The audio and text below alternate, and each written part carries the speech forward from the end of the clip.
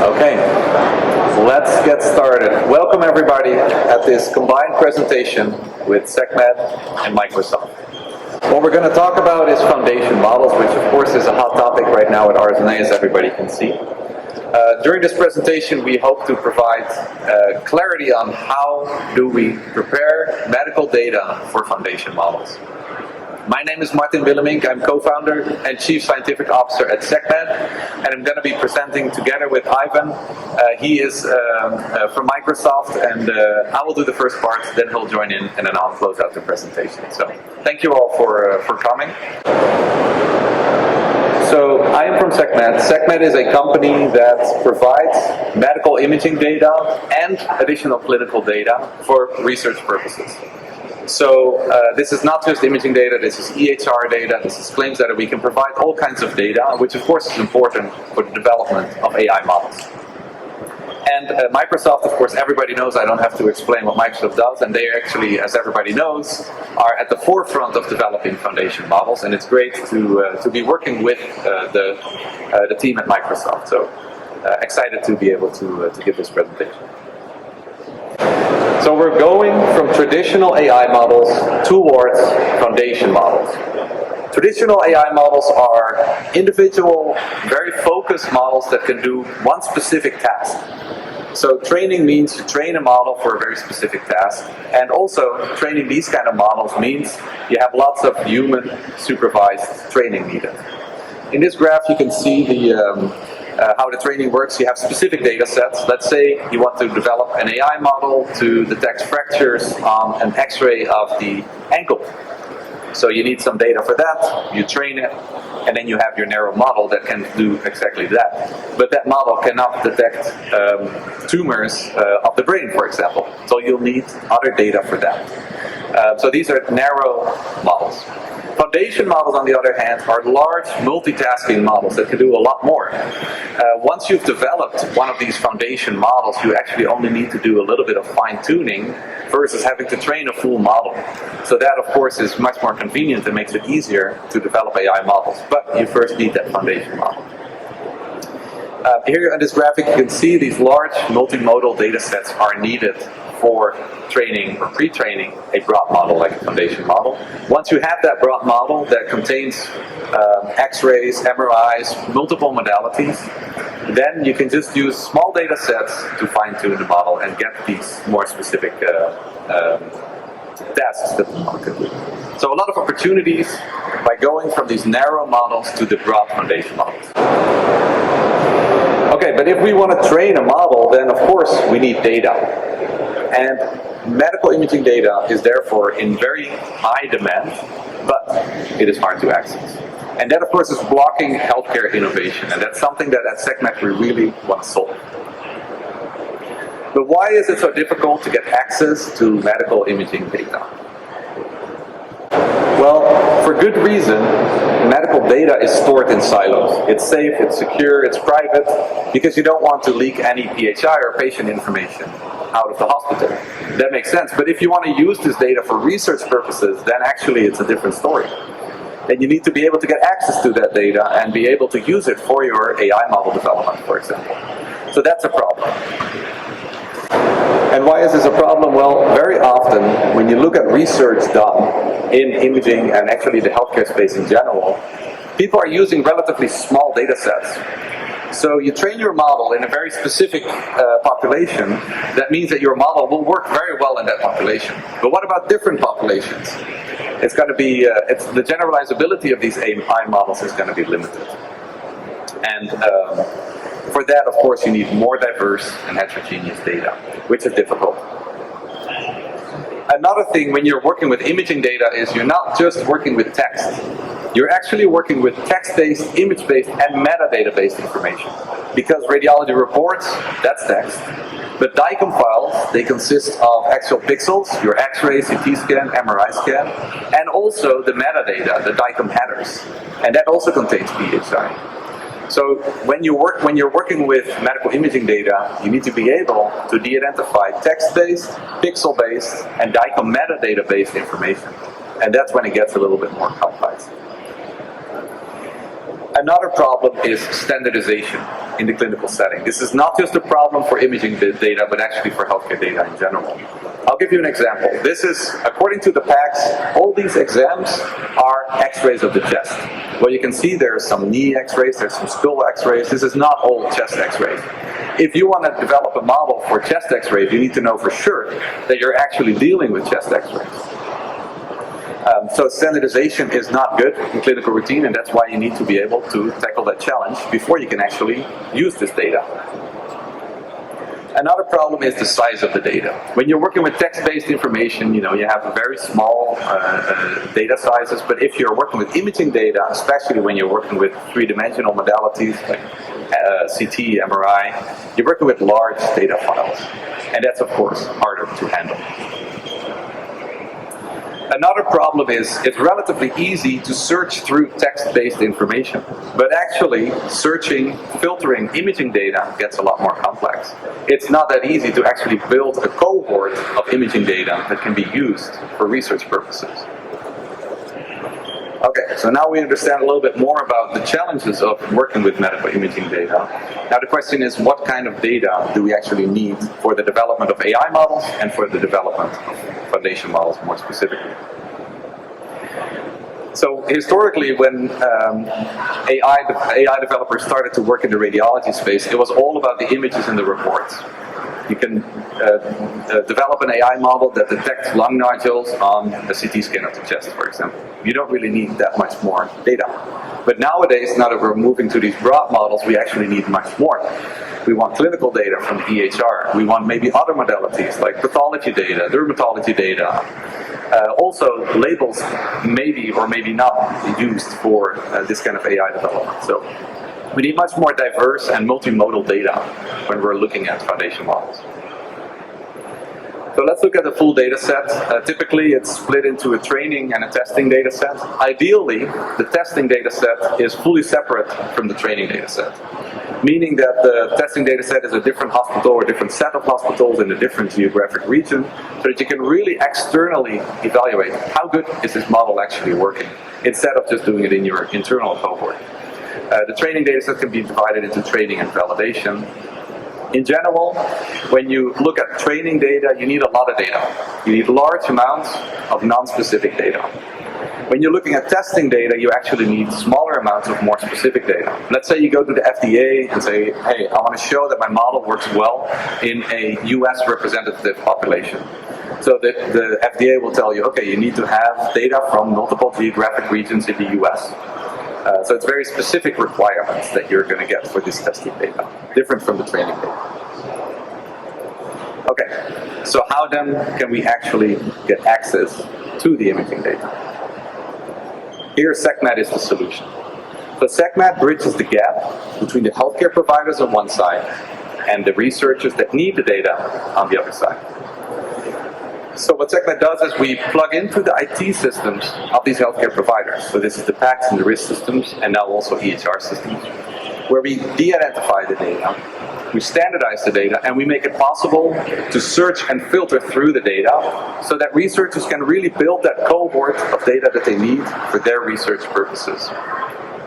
And the nice thing is we can do all of this at a very large scale. So actually many companies out here that are developing foundation models have used Segmed to be able to get large amounts of data to make that possible.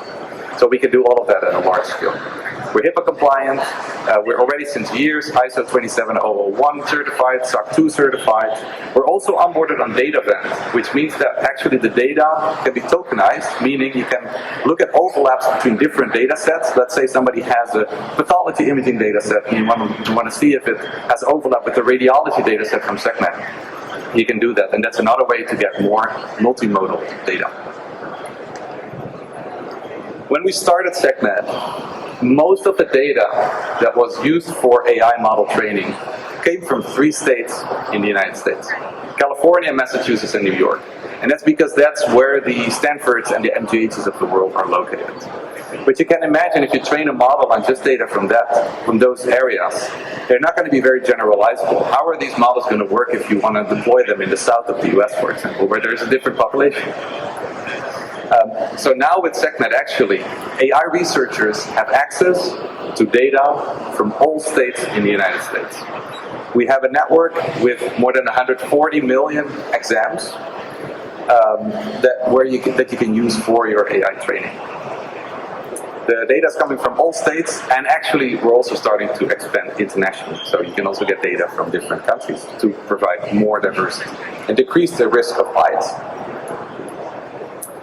So what we have developed as well is Segmed Openda. This is a self-serve imaging data cohort builder.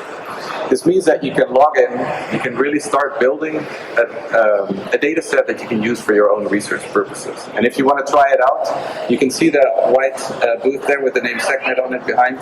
You can get a demo there, and we're happy to show you more on how this platform works.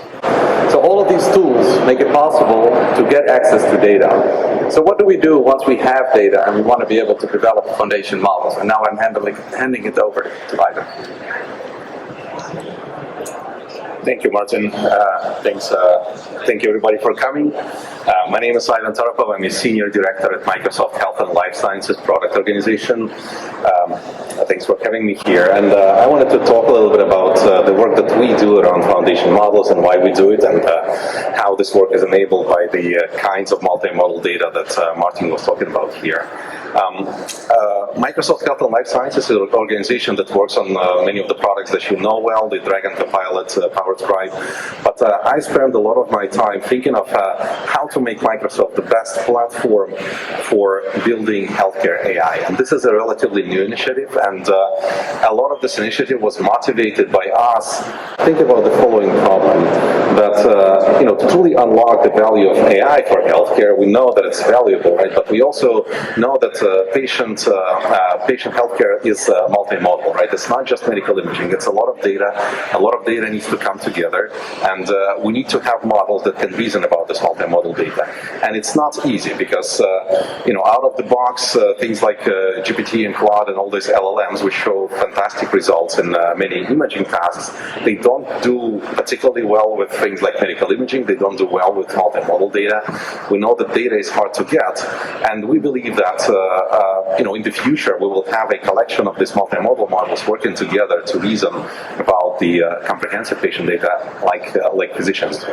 And thinking of how we can bring this future about and how can we help the ecosystem to build that, we have partnered with Azure Foundry product. So this is a Microsoft product, a platform for building AI. It doesn't have any specific vertical focus, but we worked with them to enhance their model catalog, which is a catalog of pre-trained models, enhance it with the collection of models specifically designed for health and life sciences.